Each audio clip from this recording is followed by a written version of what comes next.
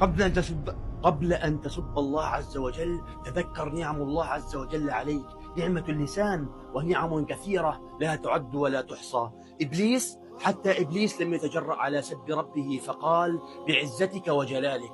ونرى الكثير اليوم من البيوت يسبون الله على أدنى مشكلة، يحسبونها رجولة، يسبون الخالق ويأكلون من رزقه. يا أسفي على هذا الزمن، يا أسفي على زمن أصبح فيه سب الرب تعبيرا عن الغضب. ربنا لا تؤاخذنا بما فعل السفهاء منا، ربنا لا تسلط علينا بذنوبنا من لا يخافك ولا يرحمنا. أخي الكريم، لا تدع هذا المقطع يقف عندك، لعلك تكون سبب في هداية شخص يسب الله عز وجل. تابعنا وشاركنا الأجر، بارك الله فيك. شارك هذا الفيديو على أوسع نطاق، فالدال على الخير كفاعله. لا تدع هذا المقطع يقف عندك أبدا أبدا.